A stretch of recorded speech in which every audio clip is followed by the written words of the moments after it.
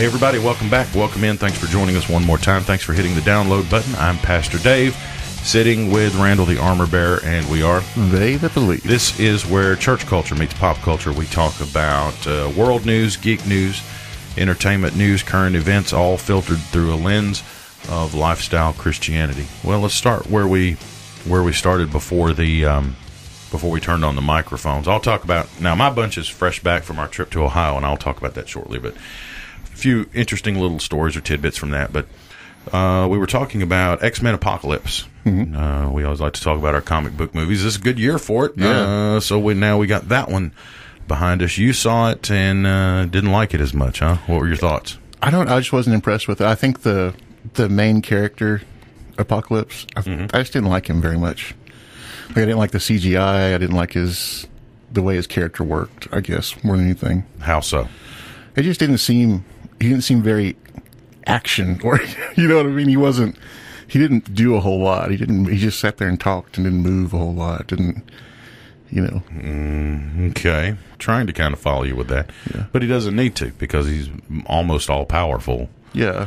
Well, I liked it. It's an interesting turn, because I'm usually the harsher critic, I think. Mm-hmm. And interestingly enough, the ones that like a lot of people have not liked that or did like, that I've been more critical of, this one, which has taken a lot of heat, I really liked. I really enjoyed it. Part of that is, I think, I'm not real invested in X-Men. I like it.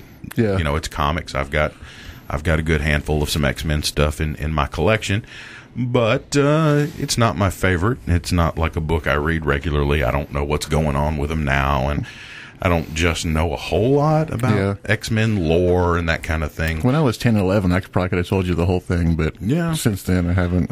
It's kind of the same way that I am with Spider-Man. It's just, Spider-Man is one of the biggest properties, the comic book properties in the world. Financially, it is. A lot of people are surprised to know that the most valuable in terms of dollars, the most valuable character is Spider-Man. He brings in more money even than Batman. But if you think about it, he's on everything. I mean, Batman is, but you see Spider-Man literally on everything. Probably name recognition for Spider-Man is probably way off the charts. And he's one of those, his appeal is even broader. Batman's appeal is pretty broad. He's one of the biggest out there, but even little kids, everybody, can do Spider-Man. Well, I think his age in the comic books, he's kind of a kid in the comic books, and that kind of goes along with the demographic that would read it, you know. And he's not as dark as Batman or some of the others. What I gathered with the X-Men Apocalypse, I think a lot of folks were disappointed for different reasons and all the way around about Apocalypse. Mainly the look. That's the first thing that everybody, before the movie came out months ago or last year, whenever we started seeing the first pictures, everybody was immediately like, "Oh no, what is this? It doesn't look like what we know." And I saw a lot of pictures online where people had juxtaposed pictures of cosplayers at conventions and stuff, and their costumes looked like 10 times better than what they could do with a Hollywood movie. He reminds me of that Power Rangers guy, and I can't remember what Ooze. Ivan Ooze. Yeah. Yeah, and that's what happened with that was when that picture came out, when they released that picture, and he looked purple. He's not supposed to be purple. He's supposed to be blue. And that added to the Ivan Ooze effect, and when people started saying that, and Bryan Singer, the director, was like, "No, it's because that scene in the movie, they have come out of something and there's a purple light cast on them, and that's why it looks that way." I don't know, though, man. When I watched the movie, he looked awful purple a few times. A few times. And again, the way it's lit. You'd think that with the Hollywood budget of the movie, they could have, and I'm sure they probably spent gobs of money getting that character the way he looked, but... Yeah, exactly. But some guy at home going to the cosplay in Kansas City or the comic book convention, can do better than Hitting at the Home Depot for some foam. And that's funny too, because we went into where were we? Some kind of craft or fabric store. Joann's Fabrics. Yeah, there's a store just for like people that sew and do fabrics, and they are now appealing to or trying to reach the cosplay market, because half of the store had pictures of people who had made their costumes, and it was like for all of your costume needs. And I thought that was really neat. Well, if you think about who sews anymore, nobody really. Your grandma, maybe, but all these cosplayers, I mean, they're like, I've got a friend of mine from high school. She's like an amazing seamstress, and she does cosplays, and I never would have guessed it from her, but she does amazing with it. I just thought it was neat that they were in touch enough to recognize that this is a good market for us. These people are good, could potentially be good customers, and they're appealing to that market and tapping into that market. So, he didn't quite look right.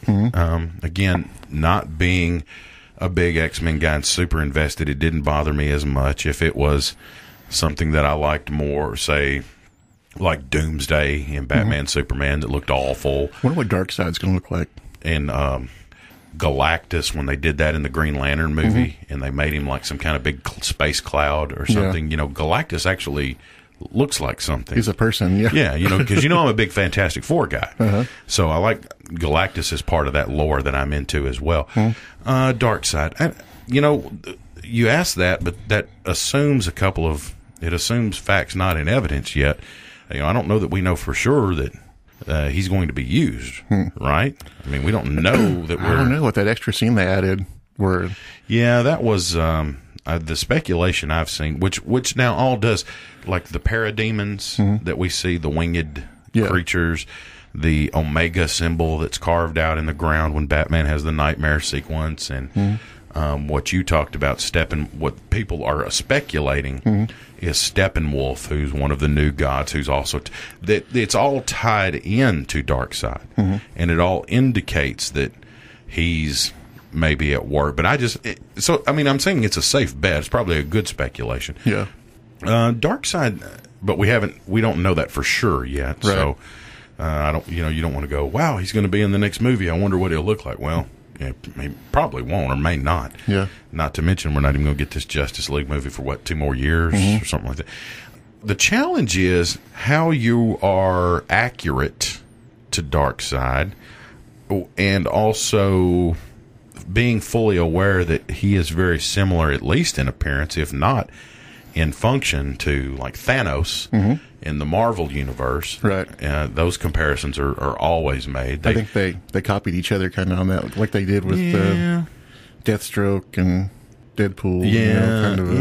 There is that. There's a lot of these. There's not a whole lot new in the comic world, and from time to time, of course, the fanboys will argue over which one's better and who stole from who. No, they stole from this character. No, they didn't. They did this one first, and who cares? I mean, it would be super hard to come up with a brand new comic book character right now. Well, people do it all the time, though. There are upstarts and new runs and stuff, so it's done. Yeah, I mean, it's like any other kind of business like that. I don't think it's easy to break into, which is what. Yeah.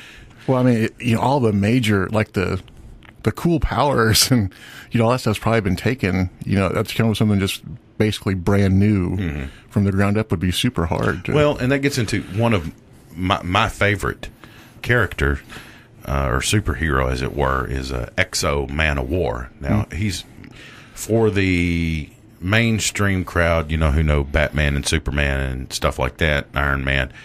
That may be a little more unfamiliar. He is a character, but he's been around for a long time. He's a character from Valiant Comics, which is a brand that I really like, and he's got similarities. He's been around since the 60s, I think. Yeah. And Exo Man of War. Now they have a bunch of characters, but he's kind of like. He's almost like Superman meets Iron Man. And one of the reasons that he appeals to me is because his story is so interesting. His backstory is so interesting. He was a Visigoth warrior back in the, 6th century or something like that. So he's very, not primitive, but what am I trying to say? Very barbarian, like a barbarian. Yeah. Imagine Conan the Barbarian stumbled on an alien armored suit that gave him power to fly and made him invincible.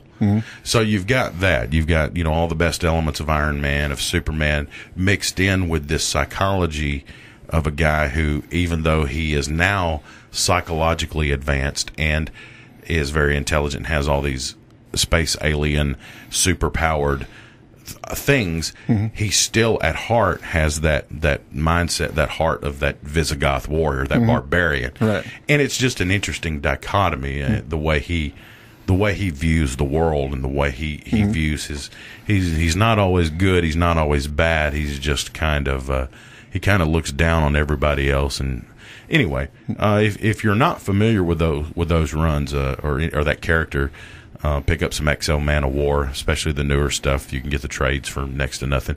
And there's also some crossovers they did with some of their other characters.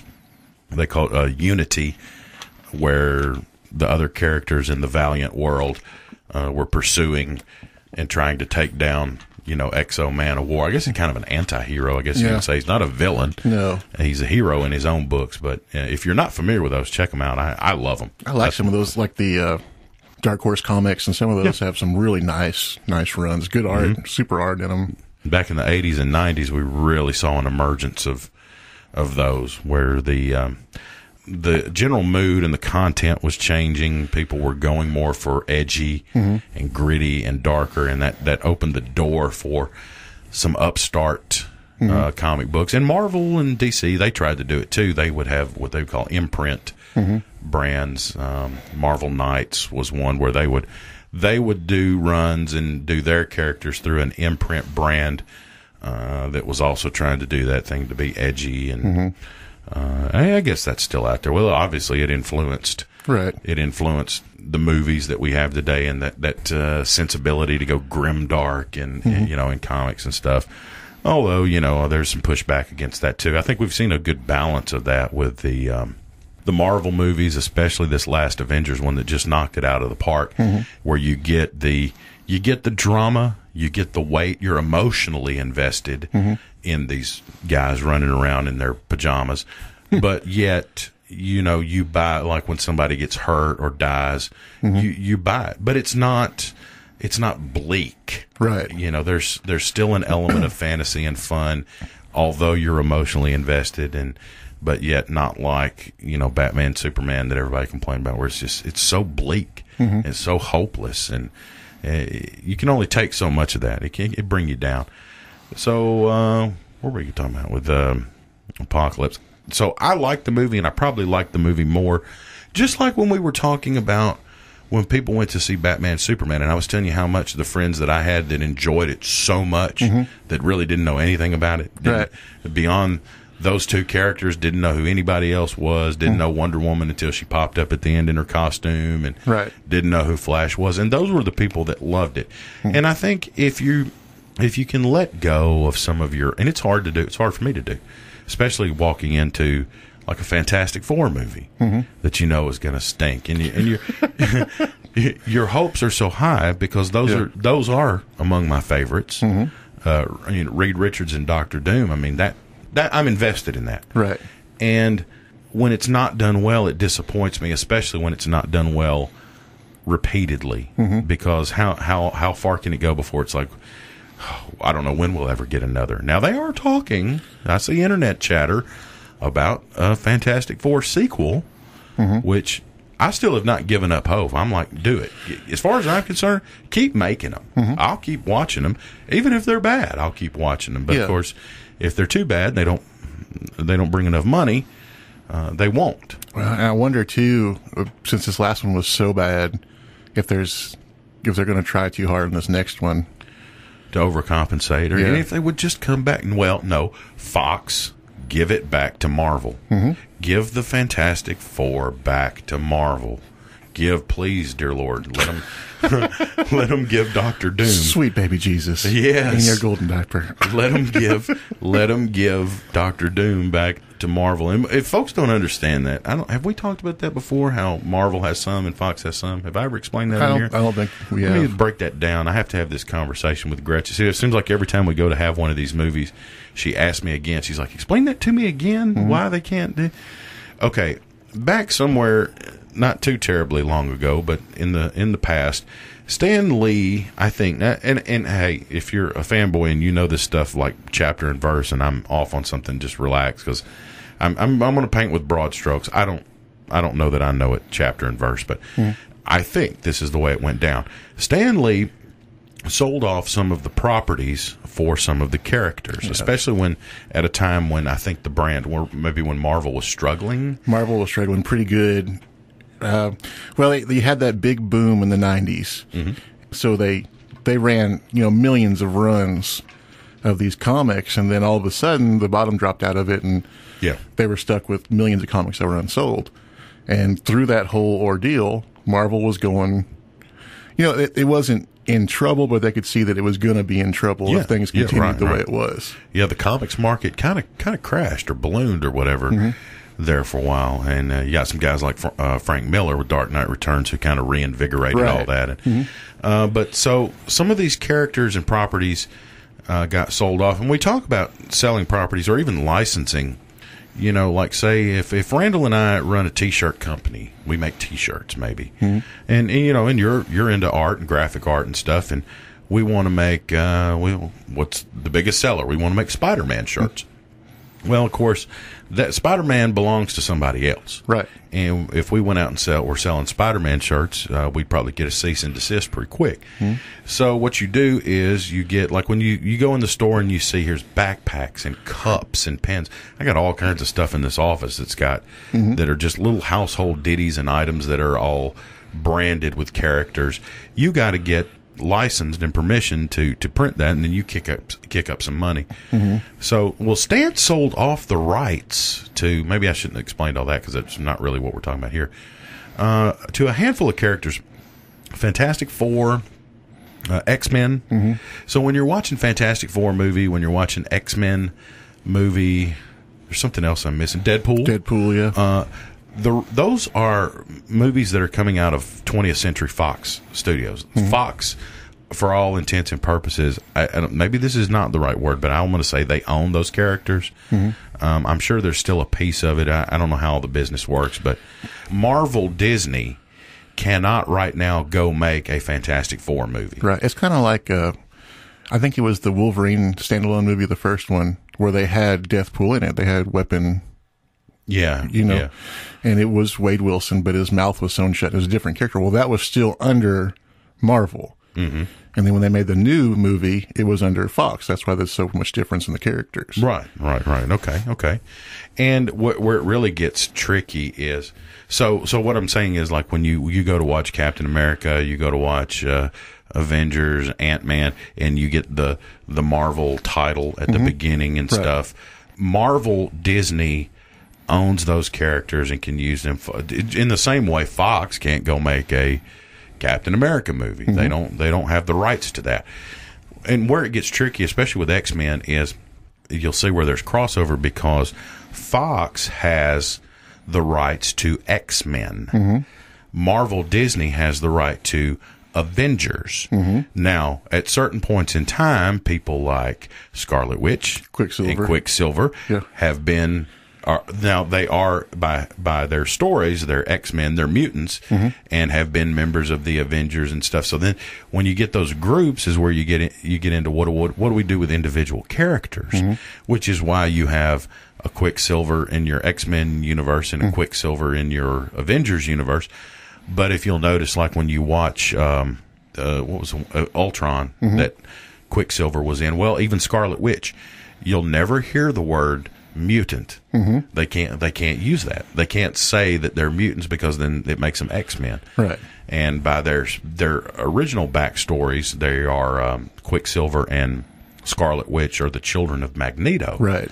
So we can't, that's why their backstory is different in Avengers. We can't do that. We can't use Magneto. We can't say mutants. Right. We certainly can't say X-Men. So that's why you see, if you see the internet chatter and you don't get it, it's like, Fox, please quit making Fantastic Four movies, give it back to Marvel. Because from everything we've seen, there's no doubt that Marvel Disney would do it right. I believe, I hope, with the right director. And now Spider-Man was one. Fox had Spider-Man, which is why they made 3 with Sam Raimi, and then the last 2, Mark Webb. Did he do both of those? The director, or just the one? I don't know. But he did both of them on the last one. So Fox and Marvel then went into negotiations to work out a way in which Spider-Man could appear in Civil War, and ultimately did, now to much Glory. Right. We all are talking about how much we loved seeing him in that and how good a job they did. And now we will get another standalone Spider-Man. Spider-Man Homecoming is the movie that'll have the new kid and all that. So I don't know. Did I do a good job explaining that? Yeah, Did you I think follow we that? got it. Okay. Yeah. So that's why when we say please give it back to Marvel, because if they would, here's why I'm so invested. I want Doctor Doom. I want a good Doctor Doom.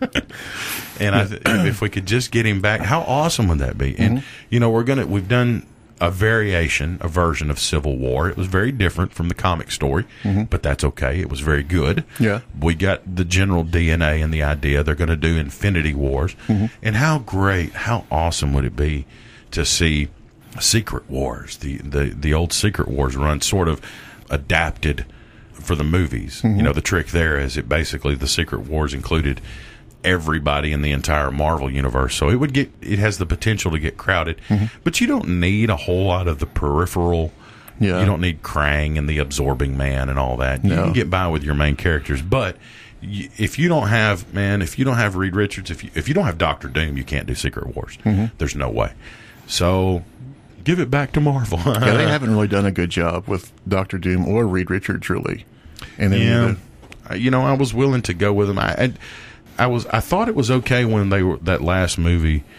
Maybe we shouldn't retread ground we've already covered, but when I explained how they were going to do or follow basically the Ultimates storyline or the Ultimates reboot where they were younger and right. And I was willing to go because I liked the Ultimates storyline and that reboot and stuff, but in execution, I don't know. I didn't like him as young. Reed Richards and Doctor Doom are two of your most powerful characters. They are really movers and shakers in the fantasy Marvel universe. They control a lot. They pull a lot of strings, and not just even in addition to their own back and forth with each other. Doctor Doom has been responsible for so many things, especially as Secret Wars goes. Whenever they have the multiverses collide and things change, and he's always like a puppet master. He's such an important character, and I just wish they could get him right and quit treating him so cartoony and just. And the last one, I don't even. Maybe part of it is too because nobody really gets his thing, and they don't really get his power. Like, okay, Superman flies, Batman has a bunch of toys, Iron Man has a suit, Captain America is a super soldier with a shield. What about Doctor Doom? Nobody really knows. It's like, what does he do? Whatever he wants. Yes, pretty much. But and even on top of that, when they did that last movie, it just confused people. It's like, what's he doing? He's looking at people and their heads were blowing up like scanners. You remember that movie? And it's like, and that took a kind of a dark turn. Yeah. It's like he's exploding people's heads, and they're like, he doesn't do that, does he? I don't know. Nobody really. Have you watched that TV show Powers? I want to, but no, I haven't started yet. Man, is it good? It's really good. I watched a couple episodes of it, but one of their things was it's this universe where superpower people wander the earth, and they're registered, and you have good people and bad people and all the other stuff. But they have this machine they're inventing to take the powers away from the supervillains. Oh, okay, all right. And so they have this green light comes down. They have them all in this prison type thing. And this green light comes down, and it's supposed to strip their powers away. Well, they haven't perfected it yet until the fourth or fifth episode. But for the first 2 or 3 tests, it blows the people up completely. They lose their power, and then just blood goes everywhere. So not for the faint of heart, but awesome TV show. I'm interested in that. I've seen the previews, and I just hadn't gotten to it. Just have not gotten to it. And it does look like it has a sense of humor with it as well. The main villain is the big bad wolf, and he eats people. That's his character or his villain name. He's the big bad wolf. Yeah, he eats people and takes their powers. Wow. Yeah. Cool. So it made me think of Superman 2 when he was trying to trick Zod and them into going in. He had a machine that stripped their powers, or he used it first or whatever. Anyway, we're all over the place. X-Men. So I liked it. I think if you like those kind of movies and you're not if you're just like the casual, like if you're somebody who liked Civil War and you liked Batman, Superman, and it's cool, you're gonna like this movie. I mean, I'm not gonna say I disliked it. It seemed a little slow the way. I watched it and I watched it twice, I think, and it just seems a little slow. I didn't find it slow. Maybe a little long. It could have used an editor to maybe cut some stuff. I'll tell you though, that whole opening sequence in the pyramid and all that, man, I thought that was worth the price of admission. Yeah, that was I awesome. loved that. Do you think they're taking it too far with the CGI though? I mean, do you think they've gone like they're doing what they can do, not what they should do it? You know, Not with this one. I didn't necessarily get that. I didn't get that sense or that feel. It just seems like they're going way, way far with the CGI. Well, that's all of our movies now. Yeah, I mean, yeah. We were so busy talking about what he could do, we didn't stop to talk about if he should do. Right? Yeah, yeah. And practical effects even feel better now when you see them done when there's a throwback to them. Yeah. But yeah, that whole opening sequence, even with the pyramids and all that, when my bunch came out of the movie, that was one thing we commented about. And one thing, it reminded us all of something else, of another movie. You know, can you imagine what we might have thought about? Well, I was thinking Indiana Jones with the thing that slid down. We were all like Stargate.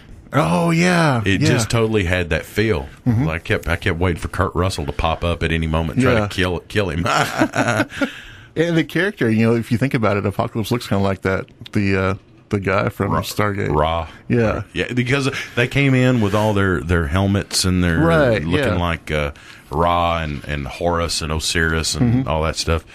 Yeah. So okay, well, I like. I don't get the sense a lot of other people did. I was confused about the continuity. I think I've just now figured out that these last 3 X-Men movies exist in a different place than the first 3. Because I don't remember who it was, if it was Rogue or Storm or somebody came and was introduced to somebody else, and I'm like, wait a minute, they already know each other because of... So there's a different continuity in I don't know that, but weird. I think that where they... Or did they retcon the continuity in like First Class or Days of Future Past or something? I think when they went back in time to Days of Future Past, maybe it changed up the characters a little bit. That's what I couldn't figure out. I'm like, are these 2 groups? Is there a group of standalone movies, or do they all go together with a continuity shift in them? I think that some of them are standalone, because I know the Wolverine movies don't go along with anything. That's kind of a different vibe. I was more talking specifically though about the X-Men. Yeah, the X-Men movies. Starting with the first one with Bryan Singer, and he did 3 that were obviously in continuity together, and then these last 3, the First Class, Days of Future Past, and the Apocalypse, the new one, if I have them in the right order. I don't know. I'm looking again. Well, I think that the first 3 happened in current time. Right. And these last 3 are happening in the past. Yeah. Starting in the 60s. But what I'm saying is there was a part where I don't remember which character it was now, but it really stood out to me. It was like, I don't know, it was like they were introduced for the first time to one another or something. It was obvious that it was different. And I'm like, no, wait a minute. They already knew each other. I remember to see in the other movie where they already knew each other, but in this one they were just getting introduced. It was completely different. Yeah. So I don't know. Maybe somebody who knows more can tell me or follow better than that. Apparently we don't get it, but it was again not enough for me not to enjoy it. Okay, well, let's. I'll tell you a little bit about some of the stuff we did. Well, it didn't do too much, but our quick trip to Ohio. My bunch, me and Gretchen and Nate, we've been gone for a week. We went to visit her family, her sister, and mom and grandparents in Ohio, up around the Cambridge area in Amish country. I'll say this, and this is probably my 3rd trip. Now, she goes once or twice a year, whether we go or not. But I try to go, Nate tries to go once every year or 2. We didn't do as many touristy things this year. Normally we do all the Amish country stuff. We go eat at the Amish restaurants and shop at the Amish flea market and go to Heine's, which is the cheese place. If you're not familiar with it, it's where they make the cheese, and you can go watch them make the cheese. And they have this big room where you walk, and it circles around. You walk like in a line, like cattle. with toothpicks, and you get to sample all the cheese. Ooh. Oh, it's glorious, man. Oh, it's amazing. Oh, it's amazing. We didn't do any of that this year. I don't know. It just had a different vibe. We were just more doing family time. So we did. I mean, we did plenty of things. They just weren't the touristy things. We went to Chuck E. Cheese, and which is like obviously not a not an Amish country, Ohio specific thing. Yeah. Kind of like your grandma going to Walmart when she gets anywhere new. Yeah, like, right. But it was fun. I mean, we had a blast. They had a real nice Chuck E. Cheese where we went. Where were we? Which one? Because we went in different towns. Canton, Ohio, and so the Chuck E. Cheese there was really nice. If you go to Canton, go to the Chuck E. Cheese. Did you ever have your birthday at Chuck E. Cheese when you were a kid? I did too. I had my 29th birthday there. I did. Well, I think I had my 6th birthday there. The last birthday I had there, I had my 29th one. I'm being dead serious. Why am I not surprised? I know, right? There's a picture of it. My mom still has the picture of me with my cake at the table with 29. I went to that. I had a couple of interesting experiences. Speaking of Walmart, we made even more trips to Walmart, it seems, than we do when we were at home. Well, they were closer. We're not as close to Walmart here as... Yeah. Seems like every time we move, I was commenting this, we've moved 2 or 3 times in the last few years, and we keep moving farther from Walmarts. Mm-hmm. I've got to figure out, the next place we move, we need to move closer to a Walmart, because we keep moving farther and farther away. I hate going to Walmart. I hate it. Why? Oh, man, there's just nothing worse than going to a Walmart. Why do you say that? Just the walk and all the craziness that's there. Because I guess my bunch is kind of country. Like, we'll go when we don't have anything to do. Really? Yeah. You don't do that? I hate Walmart. I know there's some people listening that know what I'm talking about. Oh, yeah, I know. And so when you're bored, you're sitting at home, you don't have anything, you go to Walmart, walk around. And problem with that is then you come out $100, $200 later, and you're like, what in the world would I buy? But, okay, Gretchen's mom, I mean, I got some customer service stories for you. Gretchen's mom had purchased for her some kind of pajamas or a muumuu or something, some kind of crap like that. And she didn't like it, wanted to return it or whatever. And it still had the tag on it, but we didn't have the receipt. And took it to the Walmart. And I don't want to say which, we were in different towns, and I don't want to say which specific town this was in. Took it to the Walmart there, to the service desk to return it. And we started off good. It was like a $10 thing. The lady, because she says, well, I don't have a receipt. And I wasn't thinking. I thought it was something that she had bought for herself, because now I do Savings Catcher on the Walmart app. And so I'm like, well, I can pull up the receipt. I have like all my receipts on my mobile device. How sad is that? I can pull up all my Walmart receipts. What a time to be alive. How dependent we are on Walmart. And she was like, no, you won't have it because Mom bought it. I was like, okay. She's like, so she didn't have a receipt. Well, I'm like, oh, well, now I'm thinking, well, we probably won't be able to do this. No, the lady was like, sure, let me take a look. And it still had the tag. Yeah. So it was obviously, a Walmart item. And she goes to scan it in her computer, right, at the service desk. Scan, beep. She's like, no, we don't sell this item. Like, what do you mean you don't sell this item? There's a Walmart tag on it. Yeah, probably that store. You obviously sell this item. Yeah. So I said, well, let me see. So I took it, and I my handy-dandy Walmart app. Well, I scanned the thing. It popped right up. Yeah. And I turned my phone to her. I said, well, look, here it is. Well, and here we go. Yeah. Now it's a cat and mouse game. Right. Because she's not going to give in. Well, she can't, probably. And so I go, and this was just the beginning. This is where it started. And I said, well, here it is. You obviously sell it. Well, you can maybe buy it online. We don't have it in the store or whatever. And Gretchen says to her, she says, we were just here yesterday, and I was looking. I know there's more on the shelf. So she's like, no, whatever. She blows us off. So, okay. Now we're on a mission. Principal. So me and Gretchen and her sister, we all march off on a mission to go to the women's clothing section, and we go to where these things are, and we find one exactly like it.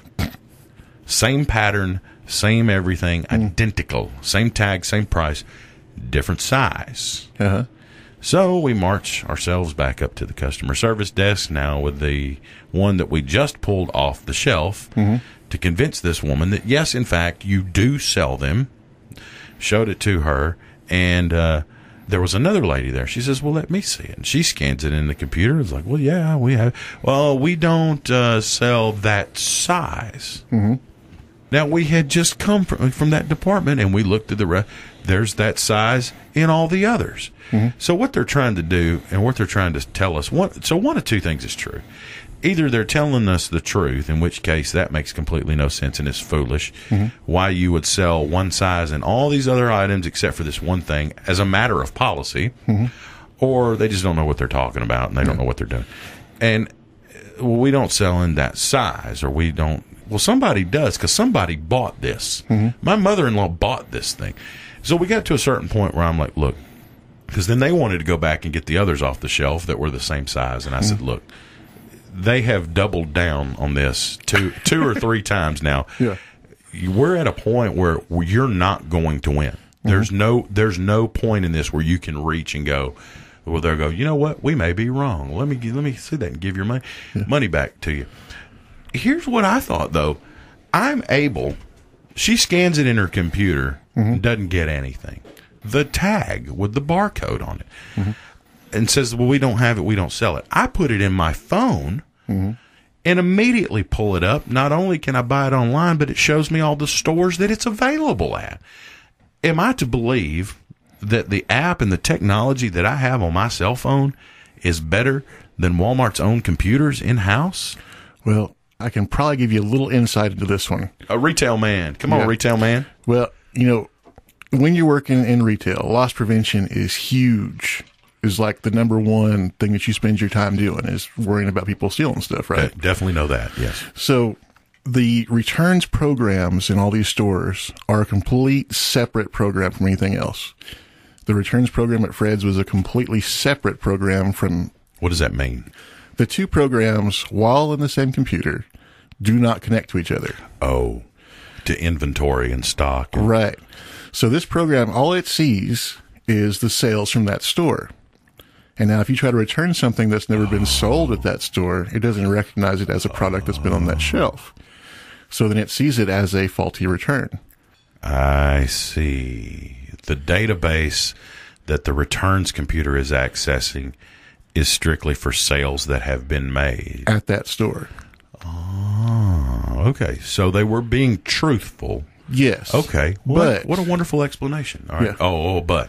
But. Okay, vindicate me a little. Now, a customer that has your product in their hand has the right to return that product to the store.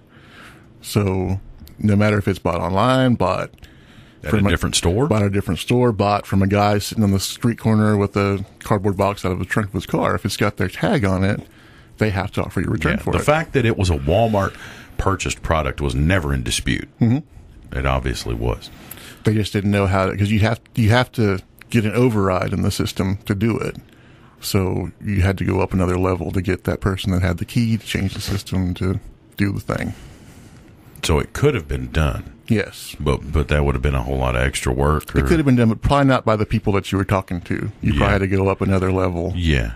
Yeah. Which they're obviously not going to volunteer. They're not going to. Yeah, we can still make this happen if we make, most of those two more phone calls and log in another computer and, whatever. You got to think of Walmart people, too, that they are kind of independent. Like, they only see their supervisor maybe once a shift. And the thought of their supervisor coming out to visit them on the sales floor is probably a little scary to them. So they're probably trying to stay away from their supervisor. They don't want to draw attention to themselves. Right. Interesting. Okay, so we kind of split the difference. I'm not completely vindicated, but I get a little bit in there. Yeah. They could have... I worked loss prevention for years, and it is... Well, and I think they don't think you're smart enough to understand or pick up on the fact that you're getting... I don't want to say the runaround, but when they're not telling you everything, right? They're only giving you part of the information to make you think that they can't do it when you know that they can. Especially now, and I wondered, and I didn't want to be that guy, and I wasn't. I smiled and cut up with the lady. I certainly wasn't trying to be adversarial or confrontational, and they were not. Don't misunderstand. They were not unpleasant. They just weren't going to do it. Well, they probably couldn't. I mean, on their level, they probably couldn't do anything about it. Okay. And I didn't want to be that guy. Then I'm like using the app and scanning it myself and showing it. I'm thinking they probably get this 20 times a day. People going, well, look, here it is right here. I'm like, now I'm that guy. Kids making minimum wage, and he doesn't want to deal with you. although, now let me tell you a cool story where the app was used to sweet perfection, tactically sound. And then this is not my story, it's somebody else's story. Guy goes to the store, to Walmart, to buy something. I think it was in electronics. It may have even been a video game. And maybe there's nobody working electronics. Whoever the employee was that he stopped did not want to do it. Didn't want to do their job, basically. But he's like, I'm here to buy this item, whatever it is. They said, well, we don't have it. He says, yes, you do have it. I've pulled it up on the app. It shows that it's here in the store. It's in this section, whatever. No, we don't. He's like, yes, it is. No, we don't.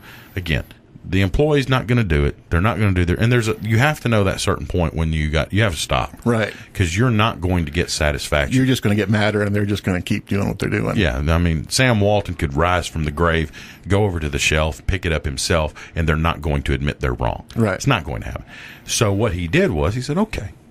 Took a step back, used the app where he had the thing pulled up, purchased it online for in-store pickup. Now that, I like that. The kid probably had to go get it off the shelf. Exactly. Called him back over and said, I just purchased this, went to the desk, picked it up. They had to go get the same person had to then go get it, bring it to the in-store pickup desk and purchase it. So it's like slow clap. Slow clap. Yes. Yep. Well played, sir. Well, I got a customer service question for you. All right. I'm new to this eBay thing, so I'm eBaying it, and I collect vintage, what they call Tobacciana, right, which is like old pipes and lighters and that kind of thing. Well, I ordered this Ronson lighter. It's 1950s vintage. It's not really valuable, but I like the shape of it. It's for an art project I'm doing. So I ordered it, paid for it. The tracking number comes up the next day. Right. Tracking number never moves. Like it never shows picked up, never anything. So I give it like a week, and I contact the seller, and I'm like, hey, this tracking number hasn't moved any. Can you give me any? Has it been picked up? Is it still sitting at your house? Has something gone wrong? And the guy's like, well, here's the tracking number. It's a different tracking number. He said it shows delivered. And so this item was delivered to Florida. Okay. And so I messaged him back and said, well, this shows delivered in Florida. I'm in Tennessee. And so, of course, it takes a day for this guy to respond to you. And this morning I woke up to, I refunded your money. Sorry about the inconvenience. Like, and it's not, like I didn't want my money back. I wanted the item that I purchased, But he can't do that without going to Florida and get it. Well, but I see on his website, he had several of them that were like that style. Oh, his feedback. Yeah. But I mean, I see that like he's got a store where he's got several of the same item for sale. Oh, so he could have, he could have sent one of those out, I think. Yes. Now you're dealing with a different world. Yeah. And in eBay world, that's really, he could maybe have asked you that. Yeah. But really, common practice in the eBay world is just to, I'll say this, what you described for me, now I don't know what caused the problem, but in the way he handled it, in the way he responded, is what we would call a good eBayer. He didn't continue to argue with you or anything. He said, hey, I've given you a refund. No bigs. In the eBay world, that's kind of the way it's done, especially when you're doing person to person. Could he have asked? He's like, look, sorry for the mix-up. Do you want me to refund or send you another? But honestly, it's just as easy for you to click the button and buy another, too. Yeah. So in the eBay world, that's not out of order. Okay. I don't know whether I should leave him positive feedback or negative feedback. I would, because he has all the things we look for. Good communication. Communication is important, because you'll see a lot of people there's a lot of folks out there that, you get, something like that will happen. And this is where I was afraid that story was going. He didn't respond. I've sent him 5 emails. I'm having to file a claim. And he didn't do that. He responded. Whatever the problem was, whatever the mix up was, he gave you your money. So, yeah, I would. Either that or not leave him any feedback at all. You know, people really want their positive. Does he already have a bunch of negative feedback? No, he's got 2 neutral feedbacks over the past 6 months and like 3,000 positive feedback. So, yeah, I would either not leave it or if you didn't want to bother with it. But if you do, problem with the order, good communication, prompt refund, you know, that kind of thing. Okay. To show, and that also shows people that he'll take care of a problem if there is one. Yes, you just now using eBay? Yeah, I've never really been into it before, but I like some of the vintage stuff I can find on there pretty cheap, you know? I love eBay. Especially when you're like painting or something, you need something for a reference, and you know, you can find something for $2 or $3 that you can use. Yes. And recently started, I say recently, it's been within the last year. I've been using eBay to buy stuff for years. And just in the last year, only really started selling things, selling stuff. So another customer service story for you. And this is interesting because now we've talked about brick and mortar store with online purchases and apps. Now we talked about eBay, which is a whole separate. It's a different world, and things do. That's interesting that you ask because you recognize that you're smart enough to know. What am I trying to say? There's a form. Things or what protocol, the way things are done in the eBay world. I recently, or have in the past, have rented disc movies from a certain rental service where you go and you get movies out of a box. Oh. And the Vermilion box. Yeah. Chartreuse. And when we moved here, we moved to Rutherford, Tennessee, and there was a box like almost right next door. Yeah, at the dollar store. And we got so excited. I was like, hey, there's a box. We can rent movies. And like the week that I started working here, it was before we moved here when I started working here, it was gone. Yeah. They came and moved it out. Very mad about that too. So there's another one in the next town over, which is a few miles. Not extremely far, but, you know, it's not as convenient as right next door. Right. And the next one is several miles more. It would be inconvenient to go. Yeah. Well, I like the Redbox. I like the app for it's Redbox. Magenta box. Who cares? It's Redbox. Yeah. Dirtbox. Yeah. I mean, I'm not saying anything about them nobody else is saying. I like the app because it used to be you have to go stand at the box and wait, you know, while the lady in her pajamas with no teeth is sitting there looking through every movie 5 times. Right. Like she gets through them, starts over again. It's and like, kids in the car screaming at her. It's like, come on, lady. The selection's not going to change. Zootopia's still going to be there when you go back. So you can do with your app, you can find what you want. You can basically peruse what's in the box from the comfort of your mobile device. And you select what you want, check out. And when you go, all you got to do is swipe your card and it spits them out. You don't have to stand at the box, and that's great. So I'm finding more and more that the boxes have problems and they don't work. Redbox used to not be like this. Now, Blockbuster did a thing for a couple of years where they tried doing box rentals. Theirs were blue, and the one box that we had near where we used to live, it never worked. That thing, and I don't see them anymore. I don't guess they couldn't quite figure that out. No. So is Blockbuster's open still? I wonder. I don't think so. Yeah. I think they have an online presence. I think you can buy online from like DVDs and stuff online, but not brick and mortar stores. I don't think so. So I find a couple of movies.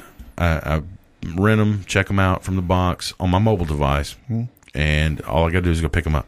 So I drive over there a few miles up the street. The box is broken.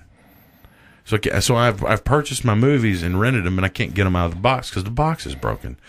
And what you find anytime you call customer service, they act like they have no connection.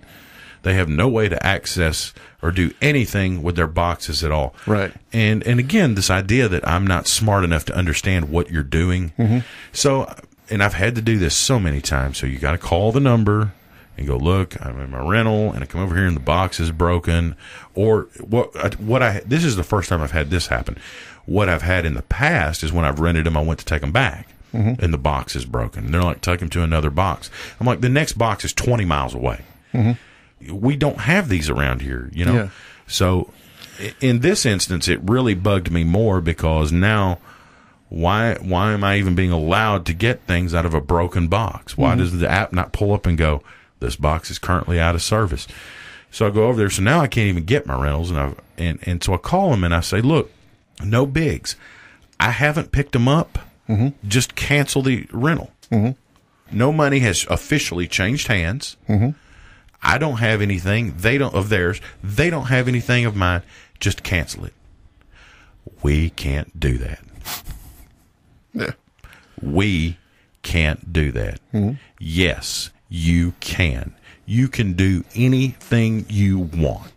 We can't do that. That's what makes me furious when they say that, because it's a lie. We can't do that. Well, what we'll give you is, and then they try to do this, we'll give you credits for 2 or 3 free rentals or whatever. They try to make it up with free stuff. And at this point, here's the problem. I don't want to use your stupid box anymore. I'll just use pay-per-view at home. I've got Netflix. I've got Hulu. I've got the MLB app on Roku. I go home and watch any number of 100 things that are on Netflix, 1,000 things on Hulu. And if not, I'll just watch whatever the game of the day is on the free MLB app. Right. I don't want to do this anymore. You have gotten too much free money from me, because what will happen, and then they give you the credits, and the credits expire within a month, and you don't use them. And the machine's broke for the next 3 weeks, and then you got a week left. I'm trying to say, look, Redbox, it's not you, it's me. I just don't think we need to. Let's just be friends. I think we need to see other video services for a while. I just don't want to do it anymore. And so they do all that for you. Is this what you wanted? Is this satisfying? I'm like, no, it's just not what I asked for. Well, we can't do that. We can't, whatever. So anyway, got on Facebook, sent them a Facebook message about it. And first I sent one before I called customer service. They apparently will receive, they invite you to send them private messages on Facebook regarding your order and stuff, like email. They invite that. Otherwise, I wouldn't have done it. So I sent them an email or, a Facebook mail and a private message and said, here's my order number. Here's what happened. Can you please just cancel the reservation? No money has changed hands. No videos have changed hands. You can just make it nix, never happened. So I don't have to call customer service. Well, I got tired of waiting for them to respond.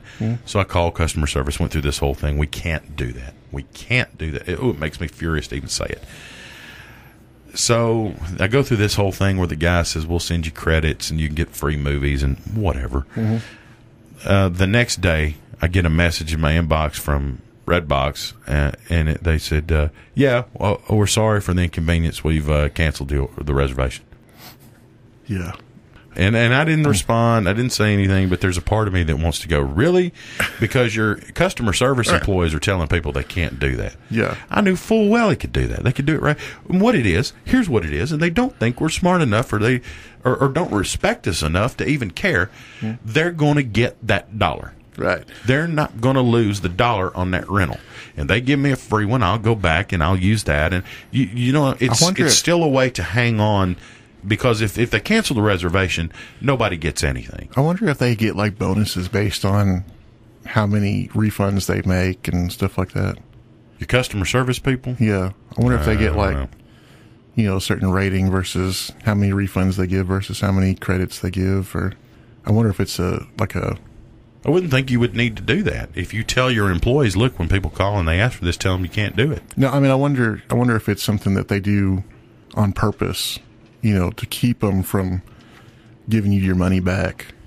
I'm not following. Try again. Well, I wonder if they get bonuses or if they get a certain percentage of, say your percentage of refunds to credits this month is such and such, do better next month or you're going to be fired. Or you are the top of the giving credits to people instead of taking refunds, so you get a bonus this month or whatever. I wonder if it's something like that. But when you call them, I wasn't asking for a refund or a credit. I was just asking for them to cancel the order or the reservation, which is ultimately what they did and didn't cost anybody anything. That was the easy out. if you're talking about your individual customer service people, I wouldn't think so. Well, because a lot of like your bill collectors and stuff, they'll have like incentives every month, like such and such.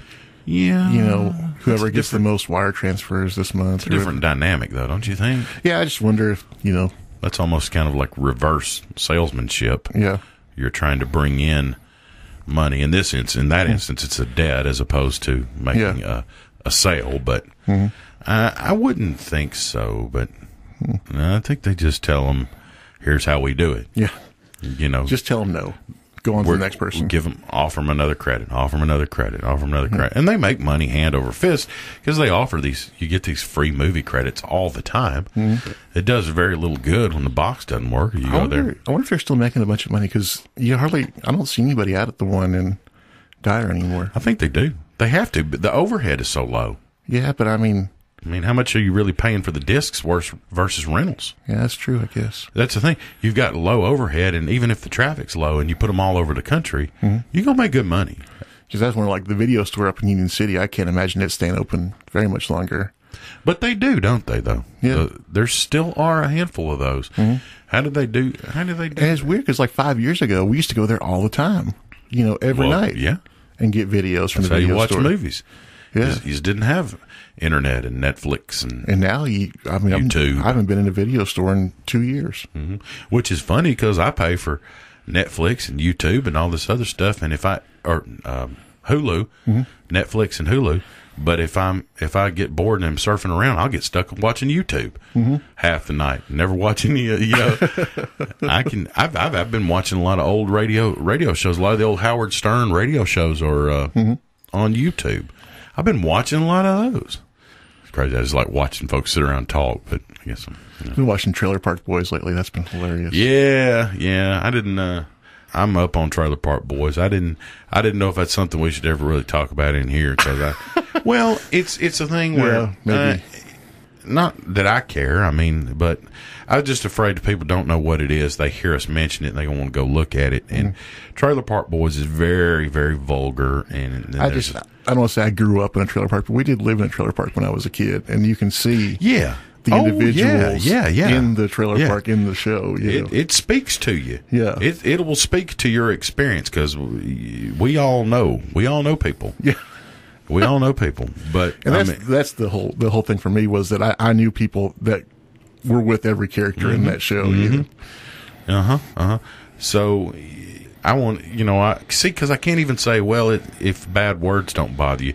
We're not even talking about just bad words. They deal in profanity the way you deal in oils and watercolors. Yeah, it's heavy duty and drug use and all kinds of stuff. So it's very vulgar. If you're even remotely worried about, it's funny too, because, and that's another reason I have to worry about talking about it, not because of anybody else, but because of Gretchen, my wife. She hates it when if I let people know that I like, she's like, oh, I wish you wouldn't have said that. Oh, I wish you wouldn't have told people. Now everybody knows you like that, and you're supposed to be the preacher or whatever. Of course, I'm on Facebook with all the local clergy who are, I've got one who's a Star Wars obsessed. Oh, yeah. Another one who's at the Methodist Church over in the next town who's a big role play game guy.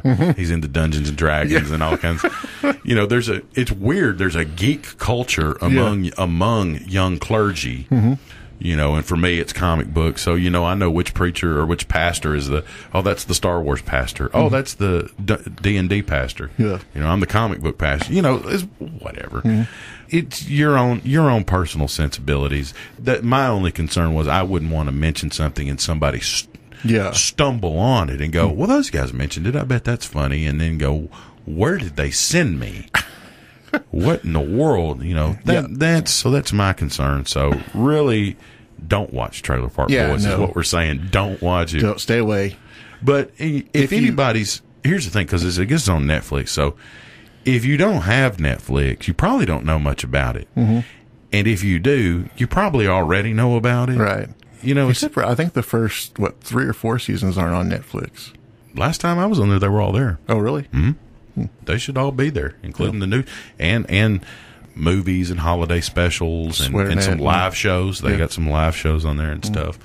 So do not watch Trailer Park Boys. Yeah, stay away.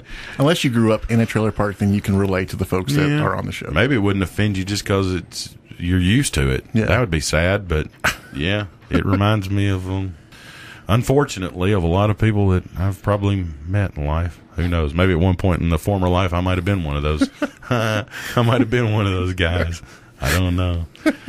All right, well, we'll bring it home for today, and we're still planning on trying to figure out when to do our game pod. Nate's going to go away for a while this summer and visit some other family. He was just asking. He wouldn't come in and sit here today. Oh, I wanted to talk about his girlfriend and all that. He's on the phone. Yeah, he's too busy. All right, well, we'll save his girlfriend for later. And the whole time we were in Ohio, man, we're on family vacation. He could not be engaged with anybody in the room. He would not get that phone out in front of his face. It's awful, man. It really hurt my feelings. Have you ever been to Knoxville? It's been a while. Yeah. They've got an interstate that runs around Knoxville called 640. It's like a huge loop that runs around Knoxville. Well, that's how I got to work every day, was I take 640 to work, and it was about an hour drive to work. And one morning, I got 10 phone calls from my assistant manager on my drive into work. And on the 10th phone call, my cell phone skipped across 4 lanes of traffic on 640. I just threw it out the window. I was done. I just can't imagine kids today. They're just connected to it so much. It would not let go. And even at one point, and it beeped the entire week. I had to hear his phone because it has no power. Yeah. It stays in a constant state of drain, battery drain. Suck the energy right out of it. And when we were in the car on the way home, we had a free cable that nobody was using. You know, charging cables are hot currency. Mm-hmm. You know, who's using one, which ones, and if you put yours on one and walk away, you come back, somebody's pull. I had that happen all week. I'd put mine on one, come back, somebody's removed it and put theirs on there. But I gave him a cable in the car, and I said, here, you can use this one for a while. I said, turn your phone off. It'll charge faster. And if you don't know that, put your phone in airplane mode or turn it off. It'll charge faster. Which he did. He powered it down. It got up to 20%, and he couldn't take it. He had to have it back. My phone, I got one of the most basic. It just talks and texts. That's it. No pictures, no nothing. Yeah. And that thing will stay charged for a week. Yeah. Yeah. Those old Nokia brick phones were famous for that. Yeah. They were indestructible and would stay charged for, 6 months if you needed to. Yeah. Those things were ridiculous. Mm-hmm. But they weren't working as much. They weren't doing as many functions as, the old Nokia brick phones, man. You couldn't beat those things. Mm-hmm. Literally or figuratively. Yeah. All right, well, we'll call it a day for now. We'll come back and try to figure out when we do our game pod. He wants to do that one. He was already asking me about it. So we're not going to do it today. Well, when are we going to do it? I said, well, I guess whenever you will come back home and get off the phone. Yeah. So, but he's going to go visit some other family and stuff. Maybe when he's 18, we'll do it. Yeah, right. So hopefully it will, I would hope it would be the next one we'll do, but I don't know. I don't know when it'll either be the next one or the one after. So we'll get it in here in the next 2 or 3 weeks. It's going to be fun. I've been kind of drawing up some more Would You Rathers and kind of going through those unless we want to do something else. So I do Dungeons and Dragons. I've never actually played Dungeons and Dragons before. Yeah, I'm a little intimidated by it just because it seems, like learning to play bridge or something. It seems like an awful lot. I've never played it and I always thought, there's got to be something to it. I mean, they got the pencil and the paper and the pieces and the 20-sided. It just seems real complex. I mean, it's all I can do to play Magic card games. Yeah. You know what I mean? I can't play that either. I don't. I'm intimidated thinking it would be an awful lot. I don't know. Maybe if I had the right person to teach me or whatever. I don't know. Okay. We'll come back shortly, and thanks again for dropping in. If you haven't, check us out on Facebook, facebook.com/TheyThatBelieve, and give us a like. Give us a share. Tell a friend. We'd love it when you tell a friend. Mm-hmm. And we'll catch you on the flip side. I'm Pastor Dave, sitting with Randall the Armor Bearer, and we are They That Believe.